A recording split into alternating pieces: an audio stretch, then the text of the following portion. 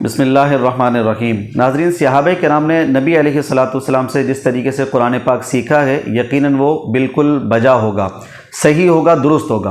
لیکن جب صحابہ کرام سے روایات چلتی ہیں اور ہم تک پہنچتی ہیں تو اس میں کئی بیچ میں راوی آ جاتے ہیں، کیا وہ روایتیں جو تفسیر کے حوالے سے آ رہی ہیں صحابہ کرام کے نام سے، کیا ہر روایت کو معتبر مانا جائے گا یا نہیں، یا اس کے علاوہ دیگر روایات جو تفسیری کتب میں آ گئی ہیں جو قابل اعتراض ہوتی ہیں، تو کیا صحابی کے نام سے ہر روایت کو معتبر تسلیم کریں گے یا نہیں کریں گے؟ اس حوالے سے آج ہم مفتی صاحب سے گفتگو کریں گے۔ ایک اعلان سماعت فرما لیجئے، وقتاً فوقتاً مفتی صاحب آن لائن کلاسز پڑھا رہے ہیں، ایک اور آن لائن کلاس شروع ہونے جا رہی ہے انشاءاللہ اکتوبر کے اینڈ سے۔ قرآن فہمی کے اصول استدلال اس میں سکھائے جائیں گے۔ اگر آپ مفتی صاحب سے پڑھنے کے متمنی ہیں، آپ کی اسکرین پر نمبر آ رہا ہے، آپ اپنا ایڈمیشن کنفرم کروا سکتے ہیں۔ جیسے تفسیر کرتے ہوئے جو مختلف روایات آتی ہیں جو کتابوں میں آ گئی ہیں صحابہ کرام کے حوالے سے، صحابہ کرام کے نام سے، تو کیا صحابہ کرام سے آنے والی ہر روایت کو ہم معتبر مان لیں اور اس کو قرآن کی تفسیر میں شامل کر لیں، قرآن کا معنی بیان کرنے میں اسی سے معنی اخذ کر کے قرآن کا تعین کیا جائے؟ یہ درست لگتی ہے بات؟ نہیں، ایسی بات درست نہیں ہے۔ بالکل ہیلپ لی جاتی ہے صحابہ کرام علیہم رضوان کے نام سے جو بھی تفسیری معاملات آئے ہیں کتابوں کے اندر، ظاہر ہے اس میں کچھ ٹھیک ہوں گے، کچھ غلط ہوں گے، کچھ کی سند ٹھیک ہوگی لیکن مضمون پھر بھی قابل قبول نہیں ہو سکتا۔ تو ویسے ہی دیکھا جاتا ہے جس طریقے سے ہم احادیث کو دیکھتے ہیں کہ وہ ٹھیک ہیں، ضعیف ہیں، موضوع ہیں، قرآن پاک کے خلاف تو نہیں ہے، اسی طریقہ کار سے جو صحابہ کرام سے بھی تفسیری مواد ملتا ہے، خاص طور پر جیسے حضرت عبداللہ ابن عباس کے نام سے آتا ہے، یا کئی اور بڑے صحابہ کرام ہیں کہ جو تفسیر کے حوالے سے بڑے مشہور تھے، تو ان میں بھی بالکل اسی طریقے سے دیکھا جائے گا کہ قرآن پاک کا سیاق و سباق رد تو نہیں کر رہا ہے اس بات کو، گرامیٹیکلی وہ جو عربی ہے وہ متحمل ہے اس شرح کی یا نہیں ہے، یا ایسی شرح مراد لینے سے قرآن میں تعارض تو پیدا نہیں ہو رہا، وہی جو قرآن حل کرنے کے اصول ہیں اسی کے مطابق ہی دیکھا جاتا ہے۔ سر مسئلہ یہ ہے کہ روایتیں تو بہت ساری آ جاتی ہیں، کئی ساری روایات جو اس کے اندر لکھی ہوتی ہیں وہ قرآن کے خلاف جا رہی ہوتی ہیں۔ اب سوال یہاں پہ بہت زیادہ یہ پیدا ہوتا ہے، ایک بڑا سوال ہے تقریباً سبھی کا ہوگا، بھئی پھر کتابوں میں یہ روایتیں لاتے کیوں ہیں؟ اگر ہے ہی قرآن کے خلاف، تفسیر اس سے کرنی نہیں ہے تو لا کر دماغ کیوں خراب کر رہے ہیں؟ دیکھیں، اس چیز کا جواب ہم نہیں دے سکتے۔ اس چیز کا جواب بہت سے محققین علماء کرام جو ہے ماضی میں گزرے وہ بھی تعجب کرتے چلے گئے۔ آپ فخر الدین رازی رحمۃ اللہ تعالیٰ علیہ کو دیکھیں گے، ایک جگہ پر وہ بھی یہ جملہ لکھے گئے ہیں، اور حضرت ایک واقعے کے تحت، اور واقعہ اس کو قبول نہیں کیا، صحابہ کرام سے ہی کسی جگہ پر تفسیر قرآن ہو رہا تھا، تو علامہ رازی لکھتے ہیں کہ مجھے اتنا تعجب ہے کہ اس قدر گھٹیا بات نقل ہی کیوں کتابوں میں کر کے ہے۔ اس بات پر بڑے بڑے محققین علماء جو ہیں وہ تعجب کر کے جا چکے ہیں، لہٰذا اب اس کا جواب میں نہیں دے سکتا کتابوں میں کیوں آئی۔ مسئلہ یہ ہے کہ آپ جواب تو دے کے فارغ ہو گئے، سائڈ میں ہو گئے، اب جو اسٹوڈنٹس ہیں، طلباء ہیں، یا نئے آنے والے جو اسٹوڈنٹس ہوتے ہیں جو عالم بن رہے ہوتے ہیں، وہ وہی کتابیں تو پڑھتے ہیں، پھر ممبر و محراب پر وہی بیانات ہوتے ہیں، پھر اس سے فرقہ واریت ہوتی ہے، اختلافات ہوتے ہیں۔ یہ یقیناً ہوتا ہے، فرقہ واریت نہ بھی ہونا تو یہ ہوتا ہے بھائی ایک عالم تفسیر یہ کر رہا ہے، دوسرا یہ کر رہا ہے، معنی کنفرم نہیں ہو پا رہا ہوتا، یا تو ان دونوں کی کمزوری ہے یا اس کو بات کو سمجھتے نہیں ہے کہ جناب اس روایت کو تفسیر میں شامل نہیں کرنا گئے، کیا کیا جائے؟ سر علم حاصل کریں، ایک مسلمان بھی امتحان میں ہوتا ہے، صرف غیر مسلم ہی امتحان میں نہیں ہے، مسلمانوں کے اوپر بھی شاید ان کے مقابلے میں زیادہ کڑا امتحان ہے۔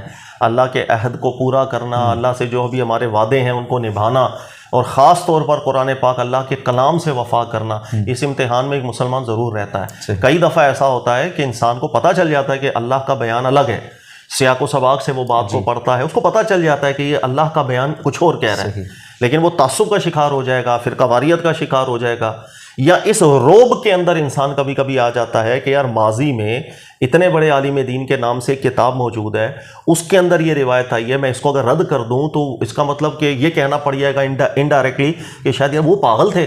اس روب میں بھی کبھی کبھی انسان آ جاتا ہے، تو یہ سب چیزیں ایک مسلمان کے لیے بھی امتحان بنتی ہیں۔ انسان کو بالکل قرآن پاک کو اول درجہ دینا چاہیے، مہیمن بنانا چاہیے، اور محققین علماء کو آپ پڑھیں خاص طور پر، شروع سے ہی ان کا یہی پیٹرن رہا ہے کہ وہ قرآن پاک کے مقابلے میں چاہے روایات آ رہی ہوں، صحیح سند کی آ رہی ہوں، وہ نہیں قبول کرتے ہیں۔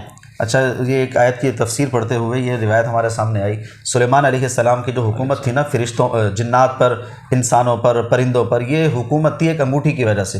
وہ انگوٹھی کسی جن کے ہاتھ لگ گئی اور اس نے اس انگوٹھی کو جو ہے نا ہاتھ میں پہن کر اس نے حکومت شروع کر دی، حتیٰ کہ وہ حضرت سلیمان علیہ السلام کی ازواج کے پاس بھی چلا جاتا تھا، اور روایت میں یہ بھی الفاظ آ رہے ہیں کہ جناب وہ مخصوص ایام میں بھی چلا جاتا تھا، تو ان کی ازواج کو تھوڑا شک ہوا کہ یہ سلیمان تو نہیں لگ رہی ہے، کیونکہ مخصوص ایام میں اس طریقے سے کرنا تو بالکل نہیں لگتا اللہ کے نبی کا کام.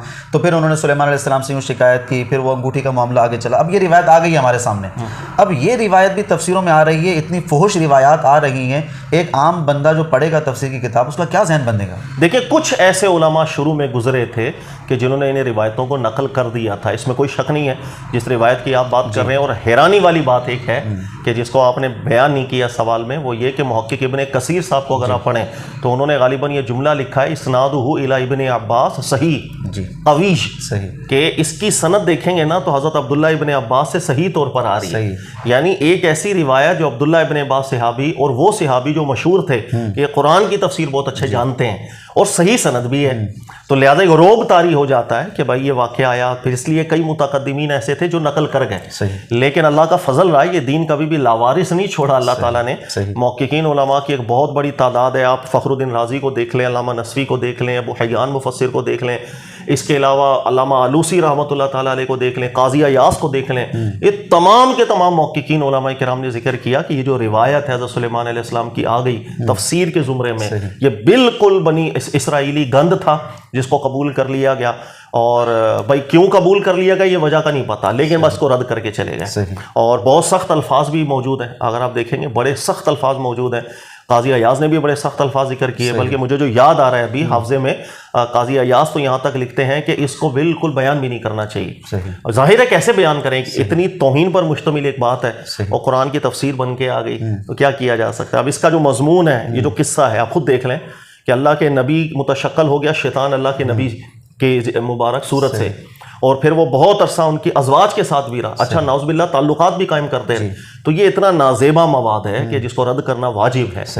ایک اور چیز کہ بلکہ بہت اعتراضات ہیں اس میں، قبول کرنے کی ضرورت ہی کیا ہے، یا بات کرنے کی بھی ضرورت نہیں ہے کہ اس میں یہ یعنی بالکل خرافات ہے، اس کو رد کر دینا چاہیے، بیان بھی نہیں کرنا چاہیے، نقل بھی نہیں کرنا چاہیے. اچھا تفسیر کی کتابیں ہوں یا احادیث کی کتابیں ہوں، اب اس کے اندر لکھا ہوا آتا ہے جناب صحیح، یا اس کی سند قوی ہے، یہ بالکل سندن اعتبار سے درست ہے. اب یہ صرف سند کا معاملہ لے کر کئی لوگ اس طریقے سے بیان کرتے ہیں، دیکھو صحیح روایت آ رہی ہے لہذا قرآن کی تفسیر میں بھی شامل کر دیں گے، ویسے ہی کوئی حدیث بیان کرنی ہے تو اس میں بھی آ جائے گی. اب صرف سند کے صحیح ہونے کی وجہ سے آگے روایت بیان کرنا یہ درست ہے؟ یہی وہ پرابلم ہے جو خاص طور پر بر صغیر میں دیکھنے میں زیادہ آتا ہے. باہر آپ چلے جائیں گے عرب ممالک میں، وہاں کے جو محقق علماء کرام ہیں ان کی اکثریت میں آپ کو صرف یہ چیز دیکھنے کو نہیں ملے گی. ان کے نزدیک سند کے بعد مضمون جو متن ہے، ان دونوں کو ٹھیک قرار دینے کا نام صحیح ہوتا ہے.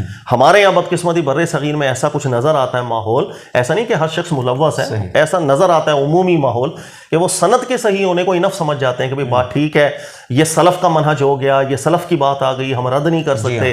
اس طرح کے کچھ ڈائیلاگ سننے کو ملتے ہیں، بالکل غلط بات ہے کہ یہ کافی نہیں ہوتا. اچھا دوسرا، محدثین کی اصطلاح کے اندر بھی جب وہ کہتے ہیں نا اسنادہ صحیح، اس کا بھی بالکل واضح انڈیکیشن ہوتا ہے کہ ہم صرف سند کو صحیح کہہ رہے ہیں، ابھی متن کے حوالے سے ہم کوئی کلام نہیں کر رہے.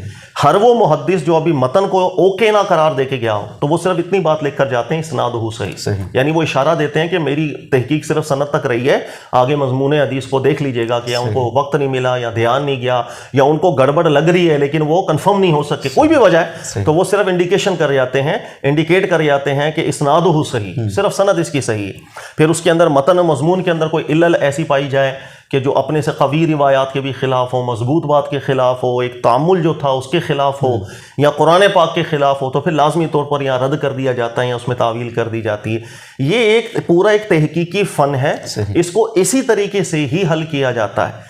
اس کے بغیر حل کریں گے تو صرف اور صرف فساد ہوگا. دینی حوالے سے دینی تعلیمات بگڑ جائیں گی، الٹی سیدھی باتیں لوگ کر رہے ہوں گے اور دلیل کے طور پر صحابہ کرام کا نام بھی لے رہے ہوں گے، تو یہ سارا کا سارا دینی فساد آ جاتا ہے اگر علم الحدیث کو اس طریقہ کار سے نہ پڑھا جائے جس طریقہ کار سے باقاعدہ اس کو مرتب کیا گیا کہ سند کو دیکھنا، اس کے مضمون کو دیکھنا، دونوں چیزیں لازم ہوتی ہیں. اچھا مفسرین کا یہ مقام ہوتا ہے، منصب ہے ان کا کہ اگر وہ کوئی روایت لے کر آتے ہیں تو اس کو بولتے ہیں جناب یہ روایت بالکل درست ہے، صحیح ہے، یعنی وہ سندن اور متنن دونوں اعتبار سے کسی روایت کو درست قرار دے سکتے ہیں یا شارحین کا کوئی سہارا ہی لینا؟ نہیں، نہیں ہر مفسر ایسا نہیں گزرا کہ جس کو روایت الحدیث پر مہارت بھی ہو، سند پر یا متن پر، ہر مفسر ایسا نہیں گزرا، بلکہ کچھ مفسرین ایسے بھی ہیں کہ جو تفسیر لکھتے ہیں تو بہت کمزور باتیں بھی لکھ جاتے ہیں، لیکن حدیث لکھتے ہیں تو وہاں ٹھیک باتیں بھی بیان کر رہے ہوتے ہیں، جیسے علامہ جلال الدین سیوطی رحمۃ اللہ علیہ، اگر آپ ان کی تفسیر کی کتاب دیکھیں گے تو حضرت سلیمان علیہ السلام کے واقعے میں وہ بھی اس روایت کو نقل کر کے گئے، یہ انگوٹھی والا جو واقعہ ہے۔ اچھا لیکن آپ ان کی وہ کتاب پڑھیں ہیں جو انہوں نے موضوع اور جھوٹی حدیثوں کے اوپر، المصنوعہ کر کے کوئی کتاب کا نام ہے، ان کا نام یاد نہیں آ رہا، اچھا اس کتاب کو پڑھیں گے، اس میں اسی واقعے کو ذکر کر کے کہتے ہیں یہ موضوع اور جھوٹا واقعہ ہے۔ ایسا بھی ہوتا ہے، تو اس لیے اس بات کا جواب ہم نہیں دے پاتے کہ بھئی کیوں تفسیر کے اندر کیوں نقل کر کے چلے۔ بہت سے محققین ایسے ہیں کہ جو متن حدیث کے اوپر بڑی گرفت رکھا کرتے تھے، وہ صرف کسی روایت کے آنے کو یا سند کے صحیح ہونے کو انف نہیں سمجھتے، جیسے علامہ آلوسی رحمۃ اللہ تعالیٰ علیہ ہیں، بہت سے مقامات پر بہت سی روایات پر کلام کیا انہوں نے۔ علامہ فخر الدین رازی نے بہت سے مقامات پر بہت سی حدیثوں کے اوپر کلام کیا کہ قرآن پاک کے بالکل خلاف جاتی نظر آ رہی ہے ان کو۔ تو اس ٹائپ کے بھی محققین بالکل موجود رہے ہیں، اپنا اپنا حصہ ملاتے چلے گئے ہیں، اور ایسے بھی تھے کہ جن کو بالکل مہارت ہم بولیں کہ نہیں تھی، تو وہ بہت کچھ لے کر کے آ جاتے تھے، ان کو کوئی بھی تفسیر ملتی کسی صحابی کے نام سے ملتی، سند ٹھیک ہو، متن ٹھیک ہو نہیں ہو، سب چیزیں وہ لکھتے چلے گئے۔ تو کس نیت سے لکھا اللہ رب العزت جانے، لیکن بعد والوں کے لیے ایک امتحان ضرور پڑ گیا۔ اچھا مفسرین کافی ساری تفسیر ہمارے یہاں موجود ہیں، اردو کی بھی موجود ہیں، عربی بھی موجود ہیں، ہر تفسیر والا کیا اس قابل ہے، محقق درجے کا ہے کہ جناب بس کسی کی بھی تفسیر اٹھائیں اور پڑھ لیں، بس جو بھی اس نے کہا ہے وہی معنی بیان کر دیجیے آگے، یا پھر اس کے اندر کوئی تخصیص کرنی پڑے گی؟ بھئی محقق الگ ہوتے ہیں، عام بندے مفسر الگ ہوتے ہیں، آپ کو دونوں میں فرق کرنا پڑے گا، پھر آگے وضاحت کرنی پڑے گی۔ دیکھیں تفسیر کا میں کئی دفعہ ہم لوگ بیانات کر چکے ہیں کہ کوئی ایک بھی تفسیر دنیا میں ایسی نہیں جس کو ہم اللہ کے کلام کی 100% مراد قرار دے سکیں۔ وہ ایک عالم ہے، اس کا ذہن ہے، بس اس سے زیادہ کچھ نہیں، نہ اس پر وحی ہو رہی تھی نہ اس پر کچھ ہو رہا تھا، اس لیے کوئی بھی ایک تفسیر اس کو ہم قرآن پاک کا بالکل قائم مقام قرار دے دیں یہ بالکل زیادتی ہے، بلکہ اس کو آپ جتنا بڑا درجہ دے دیں وہ ہو جاتا ہے۔ اس لیے عام طور پہ سب سے پہلے تو بنیاد ٹھیک رکھنی چاہیے لوگوں کی کہ تفسیر قرآن قرآن نہیں ہوتا، تفسیر کا قرآن سے کوئی تعلق نہیں ہوتا، یہ ذہن میں رکھیے گا، قرآن اللہ کا کلام ہے۔ یہی وجہ ہے کہ آپ مشہور ہمارے یہاں مشہور چلنے والی تفاسیر کو دیکھ لیں، لیکن وہ چاہے ایک اچھے مفسر تھے، لیکن غلطیوں کا انبار اب جب کھڑا کر دیں تو ایک بلڈنگ کھڑی ہو جائے۔ سلیمان علیہ السلام کی تفسیر کرتے ہوئے واقعے کی وہ دیکھیں، گھوڑوں کی ٹانگیں کاٹ دیں، عجیب و غریب تفسیریں ہو رہی ہیں۔ القل الواح کے اوپر جا کے حضرت موسیٰ کریم علیہ السلام نے تختیاں پھینک دی تھی، زمین پر ٹوٹ گئی تھی، اللہ کا کلام ٹوٹ گیا۔ عجیب و غریب معاملہ سا داؤد علیہ السلام کی تفسیر کرتے ہوئے وہ واقعہ کیا، وہ ایک عورت کو دیکھا، عشق ہو گیا، نکاح کر لی۔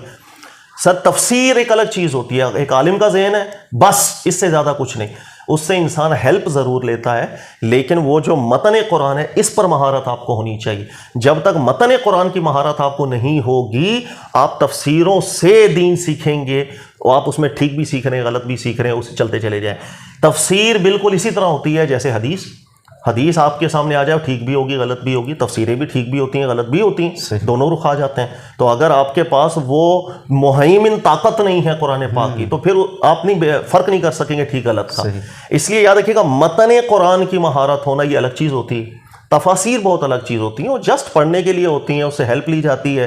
ایمان لانے کے لیے تفسیریں نہیں ہوا کرتی ہیں کہ آپ تفسیر پر ایمان لے کر کے آ جاؤ، بہت غلطیاں ہوتی ہیں۔ کہ تفسیروں کی کتابیں لکھی گئی ہیں، سوال ایک بہت بڑا یہاں پر یہ ہوتا ہے خود نبی علیہ السلام نے تفسیر کی کتاب کیوں نہیں لکھوا دی؟ وہ بھی رہ جاتی، سارا اختلاف ختم ہو جاتا۔ جس طریقے سے آج قرآن کا متن موجود ہے، اس طرح حضور کی تفسیر کا متن موجود ہوتا، ٹینشن ہی ختم ہو جاتی، کوئی مسئلہ ہی نہیں تھا۔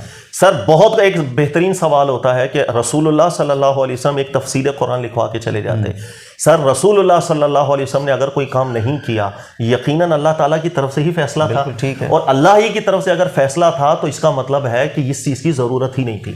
اچھا، اور ضرورت اس لیے نہیں تھی، میں نے آپ کو ابھی ذکر کیا کہ متن قرآن کی مہارت نہیں ہوتی تو یہ سوالات پیدا ہوتے ہیں۔ اللہ قرآن میں خود ذکر کرتے ہیں احکمت آیاتہ ثم فصلت، کہ ہماری طرف سے قرآن کی آیات نازل ہوتی ہیں پھر اس کی تفصیل بیان کر دی جاتی ہے۔ تو یہ جو متن قرآن ہمارے پاس موجود ہے، یہ تفسیر قرآن خود بھی ہے، خود ہے، نص ہے قرآن کی۔ جو آیت پڑھی اس کا ترجمہ کریں آپ، ہم نے آیات کو نازل کیا، ثم فصلت، ترجمہ کیا ہے؟ پھر ہم ہی اس کی تفصیل کر رہے ہیں. تو جب تفصیل اللہ نے خود کر دی ہے تو ایک قرآن ہے، متن قرآن، یہ قرآن بھی ہے، یہ اپنی تفسیر خود بھی ہے. جب تک یہ چیز کسی کو سمجھ میں نہیں آتی وہ یہ سوال کرتا چلا جائے گا کہ اللہ کے نبی صلی اللہ علیہ وسلم نے تفسیر کیوں نہ لکھوا دی. سر قرآن کو حل کرنے کے لیے قرآن کو ہی تفسیر بنایا جاتا ہے، اور شروع سے لے کے آج تک آپ دیکھیں گے علماء محققین کو وہ یہی اصول بنا کر گئے ہیں. قرآن اپنی تفسیر خود کر رہا ہے تو اس سے بڑھ کر کوئی بھی تفسیر نہیں ہو سکتی. اسی چیز کو کہا جاتا ہے متن قرآن پر مہارت ہونا. آپ کو قرآن کو حل کرنے پہ اتنی مہارت ہو جائے کہ آپ کو کوئی موضوع قرآن کا حل کرنا ہے تو آپ قرآن کی آیات سے ہی اس کی شرح بنا دیں اور تفسیر بنا دیں. آپ کو کسی دوسری چیز کی اگر محتاجی نہیں ہو رہی تو اس کا مطلب قرآن اپنی تفسیر خود کر رہا ہے. سر یہی وہ مسئلہ ہوتا ہے کہ جب ہمیں یہ نظر آتا ہے نا کہ قرآن ہر جگہ اپنی تفصیل نہیں کر پاتا، جو سمجھانا مقصود ہے وہ سمجھا نہیں پاتا، تو پھر کوئی کہتا ہے کہ آپ تفسیروں میں پڑھ لیں. باقاعدہ لکھا ہوا ہے کہ ہمیں یہود و نصارہ کی کتابوں کا جو ہے نا سہارا لینا پڑتا ہے، ورنہ قرآن نے اتنا مجمل بات کر دی ہے کہ وہ مقصود ہی نہیں سمجھا پا رہا. اس لیے اسرائیل کی خرافات ہماری تفسیروں میں بڑھ جاتی. ایک واقعہ حل نہیں کر پا رہے ہوتے ہیں آپ یقین، کوئی ایک واقعہ آپ لے لیں، موسیٰ کریم علیہ السلام کا لے لیں، وہ قرآن سے حل نہیں کر پا رہے ہوتے. ابراہیم علیہ السلام کا واقعہ حل نہیں کر پا رہے ہوتے. میں عمومی بات کر رہا ہوں، سب کے نہیں، بڑے اعلیٰ لوگ بھی ہیں. اس کی بہت سی وجوہات ہیں. اسی لیے جو محققین علماء ہوتے ہیں ان کی سب سے پہلی ترجیح یہ ہوتی ہے کہ احکمت آیاتہ ثم فصلت، کہ مجھے ربط قرآن سے ہی ڈھونڈنا ہے ہر بات کی وضاحت کا. میں قرآن سے اگر اس کی وضاحت نہیں لے رہا، یا میں نے وہ نتیجہ نکالا کہ خود دوسرا مقام قرآن کا متعارض ہو کے کھڑا ہو رہا ہے، میں اپنی تفسیروں سے تعویلیں کر رہا ہوں وہاں پر، تو سب دیوار پہ اٹھا کے مارنے والی باتیں ہوتی ہیں. وہ تفسیر قرآن نہیں ہوتی، وہ بدل گیا، وہ الگ دین ہو گیا، الگ سڑک ہو گئی کہ آپ چلتے چلے جا رہے ہیں. یہ کام اس لیے ہوتا ہے اتحاد سے. سر میں آپ کو یقین کریں، ہمارے استاد ذکر کیا کرتے تھے اور بڑی نفیس بات کرتے ہیں. وہ کہتے ہیں ایک شخص کا کام ہی نہیں قرآن کی تفسیر لکھنا. وہ کہتے ہیں ایک پوری بہت بڑی ایک ٹیم ورکنگ ہو جو قرآن کی تفسیر لکھ رہی ہے، اس کے اندر مختلف ذہن ہو، اس کے اندر اچھے سائنسدان ہو، اچھے ماہر نفسیات ہو، اس کے اندر اچھے معیشت دان بھی ہو. کہہ رہے ہیں کہ پورا ایک اجتماعی ٹیم ورک ہو، اس کے بعد قرآن پاک کی ایک ایسی تفسیر آپ کے سامنے آئے گی کہ جس کو اجتماعی حیثیت میں ہم زیادہ ویلیو دے سکتے ہیں. تاکہ ہمارے یہاں نارملی ایک شخص بیٹھ کے جب تفسیر قرآن لکھتا ہے تو اپنا ذہن لکھ کے جا رہا ہے، اور باقی اس کو پسند کرنے والے ان کو یہی لگے گا سبحان اللہ. جیسے ایک زندیق صوفی ہو، زندیق بگڑا ہوا جو کہہ کہ میں چھٹے آسمان پہ ہوتا ہوں، اس کے ماننے والوں کو سب باتیں ٹھیک لگ رہی ہوتی ہیں، سب باتیں منطبق ہوتی بھی نظر آ رہی ہوتی ہیں، اس لیے کہ وہ پردہ آگے آ جاتا ہے. تو یہ ہے وہ مسائل ہیں جس کو حل مشکل ہے کیا جائے. یہ اس وقت ہوتا ہے جب سب کا اتفاق ہو، کنسنسس ہو، سب بیٹھ جائیں اور بولیں ٹھیک ہے جی ہم کام کرتے ہیں، چاہے میرے خلاف وہ نکالیں، مانے گا کون کہ میں نے غلطی کی ہے. یہ آیت پاک تو آپ نے بڑی بہترین پڑھی ہے، ثم فصلت، کہ اللہ رب العزت ایک کلام نازل فرماتا ہے، آیتیں آتی ہیں اور پھر اس کی تفصیل کر دی جاتی ہے اللہ کی جانب سے ہی. بات بڑی بہترین ہے، سمجھ میں بھی آتی ہے یہ بات. سوال پھر یہاں پر ایک اور پیدا ہوتا ہے، وہ یہ کہ اگر اللہ کے کلام میں ہی سب کچھ موجود ہے تو پھر یہ اہل علم میں اختلاف کیوں نظر آ رہا ہے؟ اختلاف کی ہونا کمزوری ہے؟ نہیں، کمزوری نہیں ہے. اختلاف ہونا فطری بات ہے، کیونکہ ذہن الگ ہے، سوچ الگ ہے، سوچنے کا انداز الگ ہے، ماحول الگ ہے. ہر انسان یاد رکھیے گا کہ وہ کس جو بھی کلام کرے گا، جو بھی تحقیق کرے گا، وہ اپنا ایک گراؤنڈ بنا ہوتا ہے اس کا. وہ جس ماحول میں رہے ویسی اس کی نفسیات بنی ہوئی ہے. اس نے جتنی اسٹڈی کی ہے، جتنا اللہ نے اس کو خدا دا اس طرح کا اس کا ذہن بنا ہوا ہے. اللہ قرآن میں خود نص کرتے ہیں وَفَوْقَ كُلِّ ذِي عِلْمٍ عَلِيمٍ، اس دنیا میں ہر علم والے سے بڑا علم والا ہے، اس سے بھی بڑا علم والا. یہ کڑی چلتی ہے اللہ رب العزت تک. تو ہر انسان علم متفاوت ہے، ماحول اس کا تفاوت بیچ میں آ جاتا ہے، عقل کا تفاوت بیچ میں آتا ہے، سوچنے کے انداز میں تفاوت ہے، اختلافات ضرور ہوں گے. سر ان اختلافات سے نکلنا کیسے ہوتا ہے؟ اختلافات میں لڑائی بھی نہیں کرنی ہوتی، اختلافات کو اختلاف رکھ کا ہمیشہ اسی طرح چلیں گے ایسا بھی نہیں ہوتا. اللہ نے نص کیا قرآن میں الذین یستمعون القول فیتبعون احسنہ، کہ غور و فکر کیا جاتا ہے ہر بات میں، لیکن چنا کس کو جاتا ہے؟ جو سب سے احسن بات ہوگی، سب سے مضبوط استدلال میں بات ہوگی. یہ جو آیت ہے یہ اختلافات آ جانے کے بعد پھر نقطہ اتحاد کی طرف آپ کو لے کر آ جاتے ہیں. مثال کے طور پر یہاں 4 ذہن ہوں پورے پاکستان کے اندر جس وقت پاکستانی اتفاق کر لیں اور چاروں نے ایک آیت کو سمجھا اور چاروں الگ نقطے نکل آئے. سر اتنی تو اللہ نے عقل دی ہے کہ چاروں جس زاویے سے بات کر رہے ہیں اس پر انصاف کے ساتھ نظر گھمائی جائے گی تو بآسانی نہیں پتہ چل سکتا سب سے وزنی بات کس کی کون ہے. قرآن کی ہر آیت اس پر منطبق ہوتی نظر آ رہی ہے، کسی کی بات میں قرآن سے تعارض پیدا نہیں ہو رہا، تعویل نہیں کرنی پڑ رہی، خود ہی سامنے نکھر کے آ جاتی. بھائی سونا چاندی رکھ دو گے پتہ چل جائے گا سونا کون سی چیز ہے. اختلاف ہونے کے بعد وہ جو سب سے بہترین بات ہوتی ہے اس کو چن لینا تاکہ وہ اختلاف اتفاق کی طرف دوبارہ چلا جائے، یہ ہے منشا قرآن پاک کا. اس لیے اللہ تعالیٰ رب العزت نے قرآن میں ذکر فرمایا کہ ہمیشہ تم میں اختلافات ہوں گے الا من رحم ربک، لیکن جس پر رب کا رحم ہو جاتا ہے وہ پھر ان اختلافاتی معاملات سے نکلتا بھی ہے. تو اختلاف ہونا فطری تقاضا ہے. اختلافات ہونے کے بعد نہ تو ہم نے فرقہ بنانا ہے، نہ لڑائی جھگڑے کرنا ہے، ہم نے پھر اگلے مرحلے کے اوپر اختلاف سے نکلنا بھی ہوتا ہے، اتفاق کی فضا میں بھی آنا ہوتا ہے. اور وہ اس وقت آئیں گے کہ جس وقت ہم ایک اصول مرتب کریں کہ وہ اللہ نے قرآن میں ہمیں بیان کر دیا، احسن بات کو ترجیح دی جاتی ہے، اس کو لیں گے تاکہ دوبارہ اتفاق کی طرف آئیں. پھر کسی موضوع پر تحقیقات ہوں گی، اختلافات ہوں گے، سب کی قدر ہوگی، اللہ اس کو ثواب بھی دے گا، پھر سب سے بہترین بات کو لے کر کے اتفاق کی طرف آیا. یہ ایک چین ہے کہ اختلافات ہونا پھر اتفاق کی طرف آنا، اختلاف ہونا پھر اتفاق کی طرف آنا، یہ ہے جس کو قرآن پاک نص کرتا ہے. صحیح. اچھا سر، آپ کے ویورز میں کچھ اسٹوڈنٹس بھی ہیں، عالم بھی ہیں، طلبہ بھی ہیں، کچھ مفتیان کرام بھی ہیں، تو ان کے سمجھانے کے لیے آپ کیا تربیتی بات کریں گے کہ جناب اگر آپ کا کسی سے کوئی علمی اختلاف ہوتا بھی ہے تو اس کو اختلاف کی حد تک رکھیے، اس کے علاوہ اس سے بعد میں سلام دعا بات چیت وغیرہ کرنا، لین دین کا تعلق رکھنا یہ برقرار رہنا چاہیے، یا اختلاف کو ذاتی وجہ بنا کر اتنے اعلیٰ درجے پر چلے جائیں کہ اس سے بولے بھائی اس نے چونکہ میری تفسیر مانی نہیں، میری وضاحت مانی نہیں،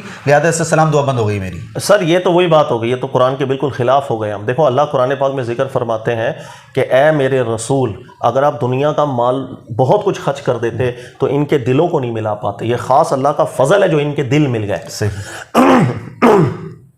اسی چیز کو دوسرے مقام پہ اللہ تعالیٰ نے ذکر فرمایا کہ یہ جو قرآن کی نعمت اللہ تعالیٰ نے دی ہے نا، اس کے سبب ہوا کیا کہ دلوں میں نفرتیں نکل کے محبتیں پیدا ہوئیں. وَأَصْبَحْتُمْ بِنِعْمَتِهِ إِخْوَانًا، اور تم جو جانی دشمن تھے وہ اب آپس میں بھائی بھائی بن چکے ہو. یہ دو چیزیں ذہن میں رکھیے گا. قرآن کی نعمت اللہ نے بیان کیا، ملنے کے بعد ماحول میں کیا تبدیلیاں آئیں، دلوں سے نفرت نکل کے محبت پیدا ہو گئی اور آپس میں بھائی چارہ پیدا ہو گیا. یہ نص کیا اللہ تعالیٰ نے قرآن پاک میں. ہمارے استاد بھی ایک جملہ کہا کرتے تھے کہ اگر آپ واقعی قرآن پاک کی خدمت کر رہے ہیں تو یہ دو نتائج آپ کے سامنے معاشرے میں آنا چاہیے. نفرتیں محبت میں تبدیل ہونے چلی ہیں.